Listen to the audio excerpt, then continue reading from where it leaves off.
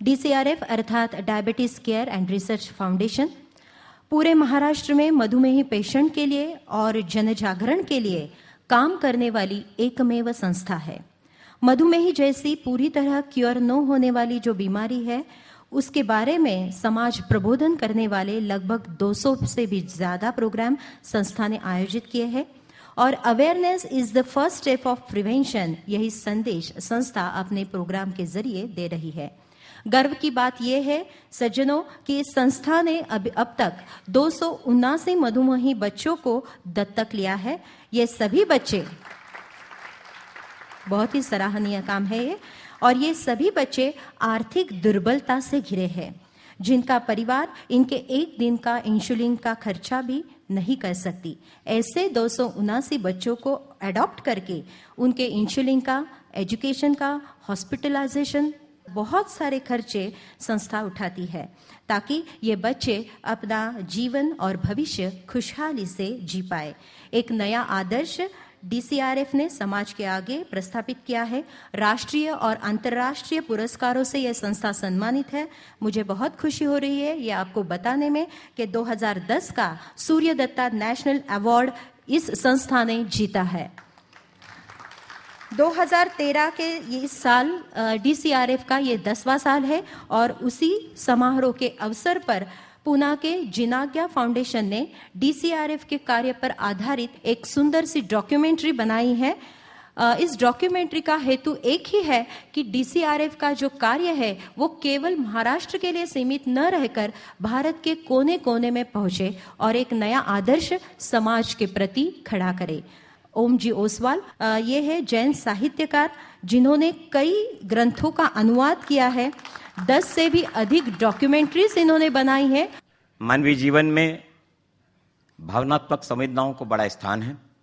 DCRF और doctor Mutha के संपर्क में आने के बाद मेरी छोटी आंखों ने देखा कि एक बहुत बड़ी व्यापक संवेदनाओं का विस्तार यहाँ पर है और उन सारी गतिविधियों को देखने के बाद आज 10वीं सालगिरह पर हमने सोचा कि डॉक्टर मुथा को एक गुलदस्ता भेंट किया जाए।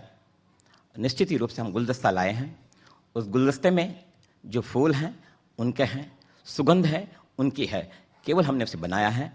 मैं जिनाज्ञा परिवार के पदाधिकारी श्री पवन ओसवाल, श्री पंकज चौरडिया और श्री सागर शाह से निवेदन करता हूं कि जो सीटी आप लोगों ने बनाई है वो लोकार्पण के लिए मंच पर लेकर आएं। जोरदार तालियां होनी चाहिए।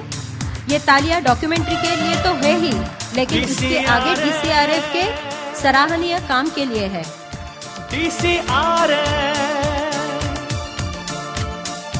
DCRF का अभियान रिसर्च का है ये अरमान, जिसका सबको है अभिमान, डायबिटीज से अभयदान।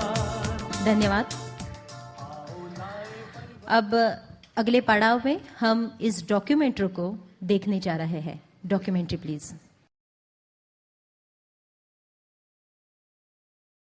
शिवमस्तु सर्व जगतः परहित निरता भवन्तु भूतगणा,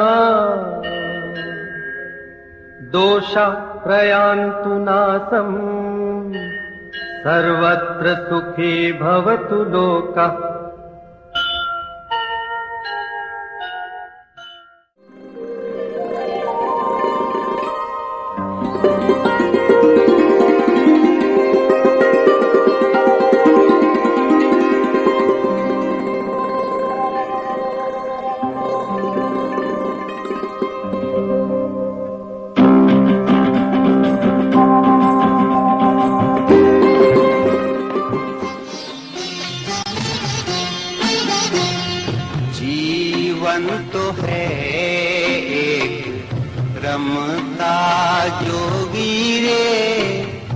भटकता जोगी, किसे पता किसकी शाम कल कहाँ होगी रे, कल कहाँ होगी।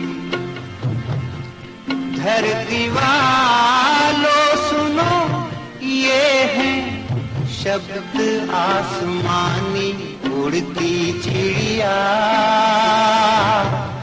बहता पानी, इनकी कहानी किसने जानी।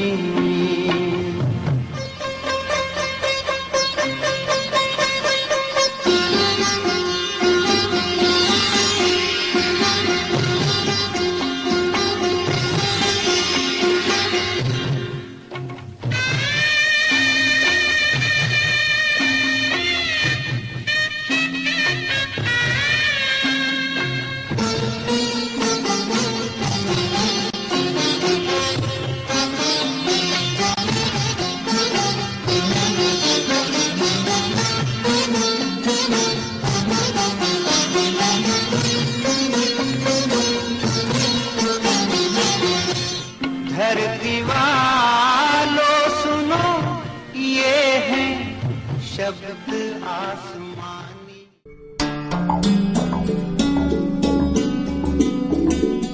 आप इन्हें जानते हैं, आप इन्हें भी जानते हैं और शायद इन्हें भी जानना चाहेंगे। आप इन सबको जानते हैं, मगर क्या डायबिटीज को जानते हैं? शक्कर के नाम से मीठी डायबिटिक की बीमारी, मगर जिंदगी में जहर घोल देने वाली इस बीमारी के बारे में जानने के लिए हम उपस्थित हैं देश के चुनिंदा डॉक्टरों में से एक मधुमेह तज्ञ श्री अभय जी मोता के पास में। जानते हैं इस बीमारी की बला क्या है। डॉक्टर साहब, ये बड़ी मीठी बीमारी कितनी कड़वी है? मधुमेह यानी खून में शक्कर बढ़ना, वो यूरिन में आना, और एक आम आदमी का यही एक ख्याल होता है कि डायबिटीज यानी शुगर और शुगर यानी डायबिटीज। शुरुआत में तो पेशेंट को एकदम यूरिन में ज़्यादा आना, उसको भूख ज़्यादा लगना, प्यास ज़्यादा लगना, ये सब सिम्टम्स होते हैं। तब तक लगभग 6 महीने 1 साल चला जाता है और उसके बाद उसका वजन एकदम यकायक घटने लगता है। 5-6 किलो वजन 1 महीने में कम होना, ये तो सब शुरुआत के लक्षण ठीक है। उसमें सबसे पहले आता है कि डायबिटीज के कारण हार्ट अटैक हो सकता है। डायबिटीज का असर आंखों पर होता है, जिसमें आंखों की रोशनी तक चली जाती है। उसमें रेटिनोपैथी करके एक भयानक बीमारी होती है। उसके बाद डायबिटीज के असर के कारण आपको एक तरह का पैरालिसिस हो सकता है, जिसके हम इसको स्ट्रोक कहते हैं हमारी भाषा में। अगर उसके बाद हम सोचें तो डायबिटीज के कारण काफी वैस्कुलर रक्तवाहिनी की निगडित बीमारियां होती है, जिसको हम एक तरह से गैंग्रीन होना कहते हैं, जिसमें एक शरीर का हिस्सा पूरी तरह से सड़ जाता है और उसको काफी टाइम हमको निकालना पड़ता है, काटना पड़ता है, जिसको एम्पुटेशन कहते हैं। अगर डायबिटीज का असर मूत्रपिंड या किडनी पे होता है तो किडनी हमेशा के लिए खराब हो सकती है और पेशेंट को क्रॉनिक डायलिसिस प्रोग्राम पे जाना पड़ता है। तो मैं कहूंगा कि डायबिटीज दिखने को तो काफी साधारण, काफी मीठी बीमारी है, लेकिन उसका असर शरीर के लगभग हर हिस्से पे होता है और it is called as a silent killer, जिसके धीमे धीमे शरीर का हर हिस्सा खराब होता रहता है। आज अगर पूरे विश्व में मान लो 17-18 करोड़ अगर डायबिटीज के रोगी हैं, तो उसमें से 6 से 7 करोड़ सिर्फ हमारे देश में है। और ये स्थिति 2020-2025 तक ऐसे होने वाली कि पूरे विश्व के जो 30 करोड़ रोगी होने वाले हैं, उसमें मधुमेह लगभग 15 करोड़ हमारे देश में होने वाले हैं और हमारे देश को मधुमेह की राजधानी कही जाएगी और हमारे लिए काफी शर्मनाक चीज है। डॉक्टर साहब, एक कहावत है कि पांव हो गरम, पेट हो नरम और दिमाग हो ठंडा, और फिर भी अगर कोई डॉक्टर सामने आए तो उसे दिखाओ डंडा। वास्तव में ये कहावत इसलिए बनी है कि हम बीमार न पड़े। तो ये जो भयानक बीमारी है, लेकिन ये बीमारी हो ही नहीं, पैदा ही ना हो, इसके लिए क्या करना चाहिए? हर एक बीमारी को आप पूरी तरह से टाल नहीं सकते, लेकिन डायबिटीज ऐसी समस्या है जिसको टालना थोड़ा मुश्किल है, लेकिन नामुमकिन नहीं है। तो exercise, regular diet control, Khan पान में आदतें बदलना, तान तनाव भरी जिंदगी से दूर रहना और रेगुलर चेकअप, ये 4 चीजें हैं। मैं कहता हूँ गाड़ी के 4 पहिए हैं, 2 अगले पहिए एक्सरसाइज और डाइट, पिछले 2 पहिए जो है वो रेगुलर चेकअप है और आपका तान तनाव भरी जिंदगी से दूर रहना है। अगर इस गाड़ी में आप बैठ जाते हो तो मैं कहूंगा ये गाड़ी आपको जरूर अच्छी तरह लेके जाएगी, अच्छी दिशा में लेके जाएगी। चलिए डॉक्टर साहब के साथ इस 4 पहिए की गाड़ी पर कुछ देर सवार होते हैं।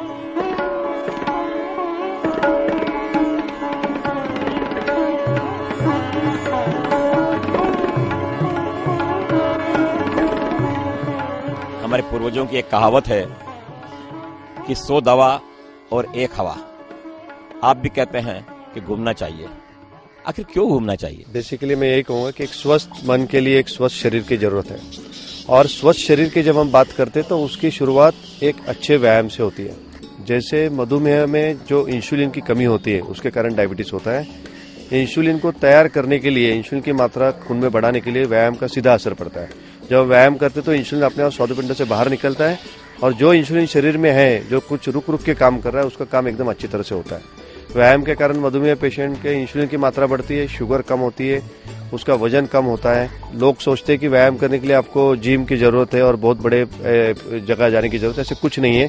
सबसे अच्छा व्यायाम जिस एक 40 साल के ऊपर अगर आपकी उम्र है तो 3 से 4 किलोमीटर अगर आप ब्रिस्क वॉक करते 1 घंटे के अंदर, उसके लिए आप कहीं भी जा सकते हैं। और उसके अलावा आप एक्सरसाइज करें, डाइट करें, आप उसके साथ एकदम जोर से भाग सकते हैं, स्विमिंग कर सकते हैं, साइकिलिंग कर सकते हैं। इन सब के साथ अगर अपने नेचुरल व्यायाम जो इंडियन संस्कृति के व्यायाम है, जैसे मेडिटेशन, प्राणायाम, योगा, अगर हम उसके साथ जोड़ते हैं तो मैं कहता हूँ एक बहुत अच्छा कॉम्बिनेशन है। मधुमेह में आहार का क्या संबंध है? स्वस्थ शरीर की जब बात करते हैं तो उसके लिए एक नियमित व्यायाम और उसके साथ एक संतुलित आहार का बहुत महत्व है। जब आपका आहार अनियंत्रित होता है तो उसके कारण शरीर में कुछ हार्मोनल डिस्टर्बेंसेस होते हैं। हमारा ग्लूकोज, प्रोटीन और फैट मेटाबॉलिज्म पूरी तरह से बिगड़ता है और इसका सीधा असर इंसुलिन की सिक्रीशन पे होता है। इंसुलिन की मात्रा शरीर में कम पड़ती है या इंसुलिन का काम बिगड़ जाता है और ये सीधे सीधे मधुमेह को आमंत्रित करता है। आज जन सामान्य में आहार की स्थिति क्या है? ये काफी विचित्र बन गई है। आप अगर सोचोगे कि हम आज गलत खा रहे हैं, गलत समय खा रहे हैं और बिल्कुल गलत मात्रा में खा रहे हैं। हमने हमारे शरीर की आवश्यकता से ज्यादा हम काफी ज्यादा खाते हैं। अगर हमको शरीर की इतनी जरूरत है तो हम इतना ज्यादा खा रहे हैं। हम जब चीज चाहे तब हम खाना खाते हैं। जैसे कि आज का देर खाना, रात को बहुत लेट खा के सोना आज के जीवन की जीवन शैली हो गई आज की युवा पीढ़ी की। और अगर आप क्या खा रहे हैं इसका आप सोचते हो तो हम वो चीजें खा रहे हैं जो आज हमारे भारतीय संस्कृति का हिस्सा नहीं है। आज हम जंक फूड, फास्ट फूड, तली हुई चीजें इस तरह खाते हैं जैसे हमारा रोज का नियमित आहार है, जो आपके लिए एक जहर जैसा है। तो संतुलित आहार की क्या रचना होनी चाहिए?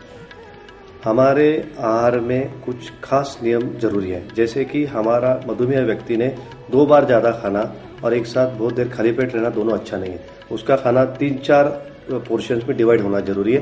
एक अच्छा नाश्ता जो हम सब लोग नहीं करते हैं, प्रॉपर दोपहर का खाना और शाम का बिल्कुल लाइट डिनर।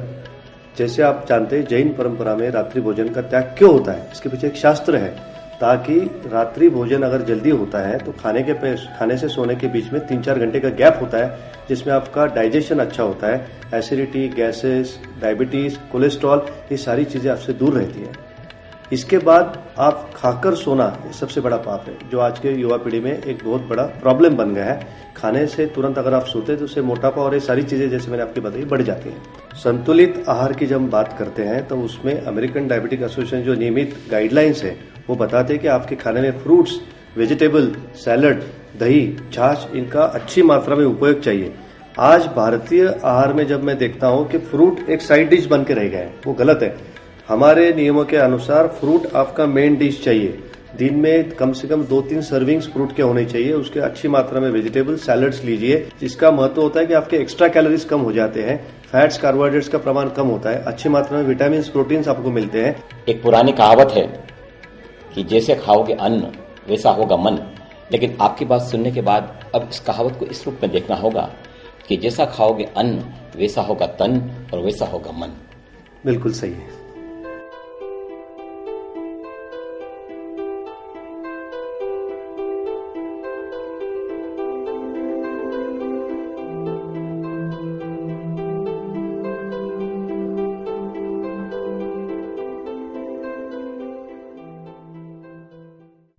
आज के समाचार पत्र में एक खबर छपी है कि तनाव जो है पाचन तंत्र और नर्वस सिस्टम को भी प्रभावित करता है। तो क्या ये मधुमेह के लिए भी लागू होता है? बिल्कुल।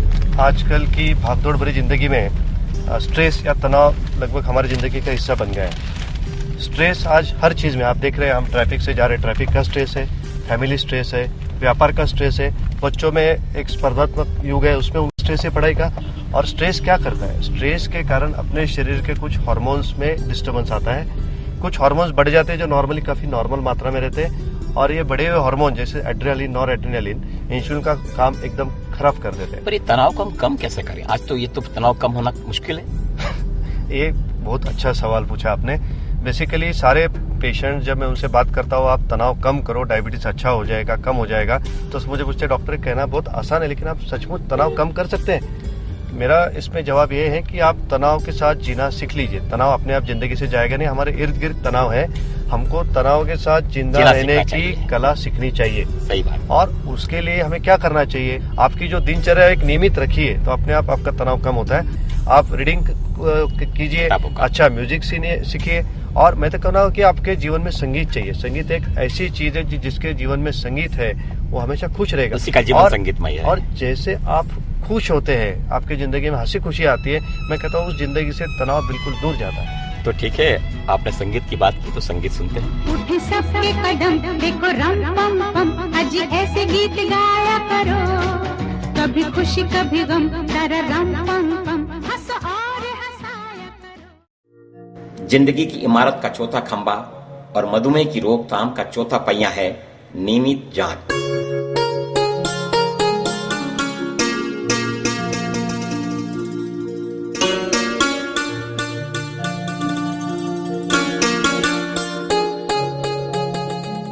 अगर ये सब कुछ ठीक है तो जिंदगी आसान है। लगता था ये बीमारी भरी पूरी उम्र में ही होती है, मगर कुछ बच्चों की दास्तान सुनने के बाद रोंगटे खड़े हो गए। और मैं पेपर देने के लिए स्कूल जा रहा था। मैं स्कूल में गया, प्रेयर हो गई, तब मैंने आधा पेपर लिख दिया। तब मेरे को अंदर से बहुत कुछ हो रहा था, वॉमिटिंग वगैरह आना शुरू हो गया। जब मैं पानी पीता था, पानी भी पेट में नहीं टिकता था, पानी भी फटक से बाहर आता था। इतना दिक्कत हो गया कि बस अभी एक तो आपने बाहर पैसा भी नहीं, इतनी परिस्थिति अपनी ठीक नहीं, क्या करेंगे? हाँ क्या करेंगे अभी, इतने रोज का दिन का इतना जो खर्चा है, ये तो अभी ये ऐसी बीमारी को लड़ना तो बहुत ही मुश्किल है। डायबिटीज हमको लगता है कि बड़े लोगों की बीमारी है। डायबिटीज एक 30-40 साल के बाद आने वाली बीमारी है। डायबिटीज सिर्फ अमीर लोगों में होता है, लेकिन इसका एक भयानक हिस्सा ऐसा है कि डायबिटीज बच्चों में भी हो सकता है। ये डायबिटीज बचपन से बिल्कुल पैदाइशी उस दिन से 15 साल तक कभी भी शुरू होता है, और इसमें आपकी जो इंसुलिन तैयार करने की जो क्षमता है स्वादुपिंड की बिल्कुल खत्म हो जाती है। इनको डायबिटीज के साथ जीना पड़ता है, और जीने के लिए इनको दिन में 3-4 बार शुगर चेक करना होता है, 3-4 बार इंसुलिन के इंजेक्शन लेने होते हैं, और शक्कर कभी बढ़ जाती है, कभी एकदम कम हो जाती है। दोनों समय में उनको कभी भी एडमिट करना पड़ता है। दर्द के किस्सों में एक कहानी हिरेन की भी है। डायबिटीज की बीमारी ने इस परिवार की जड़ें हिला दी थी। तो मुथा साहब के पास आए, इनके पास ले आए। अब हम बॉम्बे से आना जाना 2-3 टाइम हो गया, तो डॉक्टर साहब ने बोले कि आप पुणे आ जाओ, सब हम करेंगे। तो फिर डॉक्टर साहब ने यहाँ रहने का बंदोबस्त किया, छोकरी का सब स्कूल का किया, इसकी बीमारी का सब किया। आज हमको थोड़ी हाथ हुए डॉक्टर साहब। आज हिरेन खुश है जी, आप भी खुश हैं जी। आपके चेहरे की मुस्कुराहट दिखा रही है कि आप हिरेन के साथ स्वयं भी बहुत खुश हैं, और खुश होना एक माता के लिए बहुत बड़ी उपलब्धि है। तो आज के तारीख में लगभग 279 बच्चों को हमने आज पूरी तरह से दत्तक लिया है। एक बच्चे के लिए हर महीने को लगभग 7 से 8 हजार रुपए खर्चा आता है। 7 से 8 हजार रुपए, जिसमें उसका इंसुलिन, उसकी सारे ग्लूकोमीटर, उसके सारे स्ट्रिप्स, उसके सारे इन्वेस्टिगेशन, अलग अलग जांच डायबिटीज के पेशेंट को करनी होती है। उससे अलग उसको हमेशा एडमिट होना पड़ता है। जैसे मैंने आपको थोड़ी देर पहले बताया, उसको एकदम शुगर कम होती है, एकदम बढ़ जाती है, उस बच्चे को तुरंत एडमिट करना पड़ता है। वो सारा खर्चा हम रूबीऑल में एडमिट करके करते हैं। उस बच्चे को अगर अच्छा नागरिक बनाना है, मुझे सिर्फ अच्छा पेशेंट नहीं बनाना है, तो उसको अच्छा एजुकेशन की जरूरत है। उसका एजुकेशन का हम जिम्मेदारी उठाते हैं, और इस तरह से उसका जो भी जिम्मेदारी उस बच्चे का पूरी तरह से फाउंडेशन अपने कंधे पे लेता है। बीमारी बहुत बुरी होती है, बुरी और अधिक होती है जब वह किसी गरीब के घर में घुस जाती है। डायबिटीज इस बीमारी ने इस घर में भी प्रवेश कर लिया है। शाहिद खान जब से इस फाउंडेशन से जुड़े हैं बहुत ही भावुक होते हैं। हाँ सर, मेरा नाम शाहिद खान है। मैं ज्यादा तो नहीं बात कर सकता पिछले, बस समझ लीजिए मुँह तो सर एक फरिश्ते हमारे लिए, और मैं ज्यादा कुछ नहीं बोल सकता। जो मैंने कर पा रहा वो मेरे बच्चों के लिए कर रहा है। एक पेशेंट ने पता बताया कि आप डॉक्टर मूथा है, वहाँ जाओ। तो मेरे पापा ने वो बात सुनी, और फिर हम शाम को ही वहाँ गए। पहले मुझे बीमारी होने से पहले उल्टियाँ और चक्कर, पेशाब होती थी, और फिर हमारे साथ इन दोनों बच्चों की माँ मौजूद है। उस टाइम पे इन लोग को बीमारी हुई थी, तो उस टाइम पे हम लोग का किसी ने भी नहीं किया, साथ भी नहीं दिया। और हम लोगों ने ऐसे दिन निकाले जिससे कि नहीं ऐसे मेरे बच्चे के पास एक इंजेक्शन नहीं रहता था। मेरे आदमी काम करके वो इंजेक्शन हम लोग घर में ऐसे रहते थे, पर वो दवाई की कमी नहीं आने देते थे। बोल नहीं सकते, हर चीज की मदद करते, दवाई की, इंजेक्शन, हर चीज। अभी पेन दिए मेरे बच्चों को, 4 इंजेक्शन के पेन जो देते हैं ना, वैसे 1 पेन देते हैं, पर उनने मेरे बच्चों को 2 पेन दिए। स्कूल का खर्चा 2 बच्चों को इंसान उठा सकता है, पर मेरे और भी बच्चों को पढ़ाते हैं डॉक्टर मुता सर। और मेरे शौहर का जो काम धंधा नहीं है, अभी जो मिलते हैं वो कर लेते हैं, जैसे कि नहीं क्या, गाड़ी का भी ढकेलना, गाड़ी का, पानी पूरी या बस की बुकिंग वगैरह। एक बुकिंग करते तो 10 रुपए मिलते हैं, तो 10 सीट के 100 रुपए होते। तो डॉक्टर मुता बोले कि मैं तुमको नौकरी भी लगाऊंगा। उनकी इतनी सपोर्ट है हम लोग को, बहुत ज्यादा।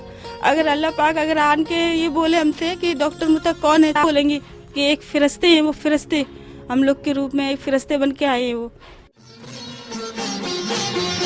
बड़ा ही अजीब है ये दुनिया का मेला, दुनिया का मेला।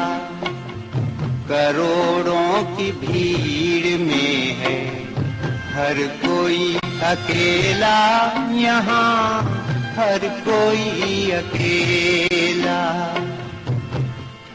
सुनने वालों सुनो, ये है संतों की वाणी, उड़ती चिड़िया, बहता पानी, इनकी कहानी किसने जानी। मधुमेह की बीमारी के प्रति आम जनता में जागृति पैदा करने और लाचार निर्धन बच्चों को इस बीमारी से निजात दिलाने के लिए एक मिशन खड़ा हुआ है, DCRF। DCRF यानी diabetes care and research foundation. देश के सुपरिचित मधुमेह चिकित्सक डॉक्टर अभय मुथा की अध्यक्षता में सन 2004 में इसकी स्थापना हुई। स्वर्गीय राजीबाई प्रेमराज जी मुथा की अभिलाषा एवं श्री अमृतलाल जी एवं सौभाग्यवती गुलाबबाई की प्रेरणा से ऊर्जा प्राप्त करते हुए डॉक्टर ग्रांट एवं डॉक्टर अभय मुथा के निर्देशन में श्री अजय, श्री आशीष, सौभाग्यवती परिणीता, सौभाग्यवती प्रणाल, सौभाग्यवती केतकी के साथ परिवार के बच्चों की एकजुटता से इस ट्रस्ट को नाम मिला diabetes care and research foundation. शुरुआती दौर में लक्ष्य था जन सामान्य में इस बीमारी पर अंकुश लाना। कालांतर में निर्धन बच्चों को दवाइयां और नियमित जांच के साथ उनकी शिक्षा की व्यवस्था के साथ लगभग 50 बच्चों की पूरी जवाबदारी ली गई। रूबीहाल क्लिनिक के डॉक्टर ग्रांट ने इसे वक्त की बड़ी जरूरत बताया और पहले चीफ एडवाइजर के रूप में अपनी सेवाएं प्रदान करने लगे। Diabetes is becoming very, very menacing in our country. So it is very, very important that we prevent diabetes at a very early stage. Now, childhood diabetes is another thing that is coming up and coming up very fast. And I'm very glad that Dr. Mutha has taken this cudgels and is trying to make the whole thing into a propaganda issue to see that diabetes is controlled by our Indian population. I thank Dr. Mutha once again for his great effort to control diabetes. Thank you. ये काम जब हमने शुरू किया, हमने देखा कि ये हम अकेले कर नहीं सकते और मैं काफी खुशकिस्मत हूँ, काफी खुद को लकी मानता हूँ कि मुझे इतने अच्छे लोग अभी इस मिशन से जुड़ गए, एक बड़ा कारवां बन गया। डॉक्टर ग्रांट के निधन के पश्चात राष्ट्रीय क्रिकेट टीम के पूर्व कप्तान श्री चंदू बोर्डे आज इस पद पर अपनी सेवाएं प्रदान कर रहे हैं। धीरे धीरे DCRF का दायरा बढ़ता गया, इसके कार्यों से काफी लोग प्रभावित होकर जुड़ने लगे। देखते ही देखते DCRF के पंख उड़ान भरने लगे। इंटायर लायंस डिस्ट्रिक्ट 3D2 के लायन श्री चंद्रहास शेट्टी ने संयोजक बनकर पूरे लायनिज्म को इस आंदोलन से जोड़ दिया। लक्ष्य फाउंडेशन के मनीष मेहता, जैन सोशल ग्रुप के श्री शरद शाह, शैलेश जैन, सूर्यदत्ता इंस्टीट्यूट के श्री डॉक्टर संजय जी चौरड़िया एवं पंचशील ग्रुप के श्री ईश्वरदास जी चौरड़िया आदि मजबूत स्तंभों ने इसे और भी ऊंचाइयों तक पहुंचाया। प्रत्येक बीमार बच्चे के लिए प्रतिमाह लगभग 7,000 रुपयों का खर्च होता है। 50 बच्चों से शुरू हुई इस योजना में आज लगभग 300 बच्चे दत्तक रूप में स्वीकार कर लिए गए हैं। पिछले 3 वर्षों से इन बच्चों में से प्रतिभा संपन्न बच्चों को आत्मनिर्भर बनाने के लिए इंसुलिन पंप यानी आर्टिफिशियल पेनक्रियाज भेंट किए जा रहे हैं, जिनकी लागत 1.5 लाख से लगाकर 3.5 लाख रुपयों तक होती है। अब तक 17 बच्चे इससे लाभान्वित होकर उच्च प्रतिभा संपन्न बने हैं। जिन बच्चों ने इस बीमारी से लड़कर पढ़ाई के साथ और भी क्षेत्रों में नाम कमाया, उन्हें प्रतिवर्ष सम्मानित किया जाता है। अब तक ऐसे 5 विशिष्ट बच्चों को पुरस्कृत किया गया है। DCRF जनसाधारण को भी इस रोग से मुक्त बनाने की मंशा से व्यापक गतिविधियां चलाता है। प्रतिवर्ष 14 नवंबर विश्व मधुमेह दिवस पर एक विशाल रैली का आयोजन करते हुए चर्चा सत्रों, परिसंवाद, निरीक्षण शिविरों के माध्यम से प्रतिवर्ष 7,000 से अधिक लोगों को मुफ्त जांच सुविधाएं दी जाती है। इस प्रकार के लगभग 200 आयोजन पूरे महाराष्ट्र में आज तक आयोजित किए गए। अनेक शिक्षा संस्थाएं एवं फार्मा कंपनियों ने इस आंदोलन की मशाल को निरंतर प्रज्वलित बनाए रखा है। दानवीर श्रेष्ठीवर श्री रसिकलाल जी धारीवाल, शोभाजी धारीवाल एवं जानवी धारीवाल इसके प्रमुख आधार स्तंभ बने हैं। इनके योगदान से इस आंदोलन को नव चेतना प्राप्त हुई है। पूर्व केंद्रीय मंत्री एवं समाज सेवी श्री मोहन धारिया, पूर्व हॉकी कप्तान निरंजन नेगी, अभिनेत्री हेमा मालिनी, दक्षिण की अभिनेत्री नेहा पेंडसे, चरित्र अभिनेता श्री राम लागू, ओलंपियन गगन नारंग और मोहन आगासी जैसे अनेक लोग इस मिशन से जुड़े हैं। देश के विभिन्न समाचार पत्र पत्रिकाओं में आलेख छपते हैं। विभिन्न साहित्य सामग्रियों द्वारा घर घर इस अभियान से लोगों को अवगत कराया जाता है। DCRF के जो आधार स्तंभ हैं और वर्तमान में सिक्किम प्रांत के राज्यपाल आदरणीय श्री श्रीनिवास जी पाटिल आज हमारे साथ मौजूद हैं। सर, एक बात ऐसी है कि जो वृक्ष आपने पौधा लगाया था आपके सहयोग से और सब मित्रों ने, आज वो एक बड़ा वृक्ष बन रहा है। हम चाहेंगे ये वट वृक्ष बने, लेकिन सिर्फ इसमें अकेले मुथा और आप अकेले नहीं, दुनिया को जुड़ना चाहिए। जो कार्य अभय मुथा जी ने किया है वो कार्य की सराहना पूरे देश में हो रही है, लेकिन अभी ये कार्य आगे चलकर वो गोवा में हो, गुजरात में हो, मध्य भारत में हो, कर्नाटक में हो और आसपास के पूरे राष्ट्रीय स्तर पर ये कार्यक्रम अगर हो गया, पूरे देश में काम करने के लिए उनकी उम्मीद बढ़ाने की जरूरत है। मैं इस काम से प्रभावित हुआ हूं। जैसे हमारे देश से पोलियो चला गया, एड्स भी चला गया है लगभग।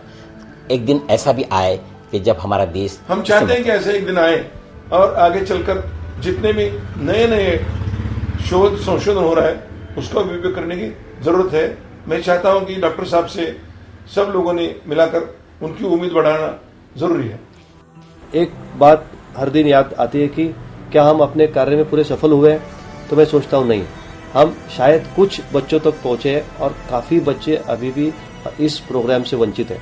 तो इस प्रोग्राम को हम इस साल में महाराष्ट्र से स्तर से उठा के नेशनल लेवल पे एक नेशनल प्रोग्राम बनाने की सोच रहे हैं। और इसके लिए ये कार्य सिर्फ डॉक्टर मुथा या हमारे फाउंडेशन का नहीं है, इसके लिए जो मधुमेह तज्ञ हैं ऑल ओवर इंडिया के, उनके साथ समाज एकजुट हो जाए, उनके शासन से कुछ इसके लिए प्रोग्राम आ जाए और स्वयंसेवी संस्था जैसे लायंस से सारे अगर एक साथ एक प्लेटफॉर्म पे आते हैं, मैं कहता हूँ एक बहुत बड़ा मिशन बन जाएगा। और जो ये फाउंडेशन का एजेंडा है वो एक नेशनल प्रोग्राम बनने में कुछ देर नहीं लगेगी। ये मेरी बिल्कुल हृदय से इच्छा है कि सचमुच इस जिंदगी में हम कुछ ऐसा कर पाए कि ये जो पौधा आज आपको दिख रहा है बिल्कुल एक बड़ा वट वृक्ष बन जाए, इसकी खुशबू सब तरफ फैल सके और हर एक बच्चा जो इस बीमारी से पीड़ित है उस तक हम पहुंच सके। तो ये था इस मीठी बीमारी का कड़वा सच। मैं भी DCRF का सदस्य बन चुका हूं, आप भी बनिए। आइए इस मानवीय सेवा की यात्रा में हम भी अपने कदम आगे बढ़ाएं।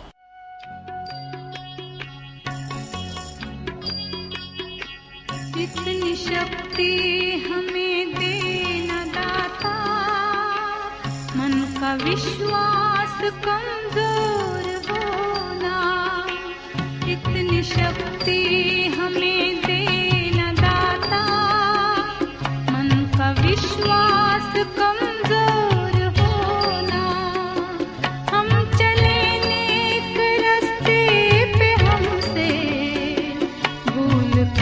कभी कोई भूल हो ना, इतनी शक्ति हमें दे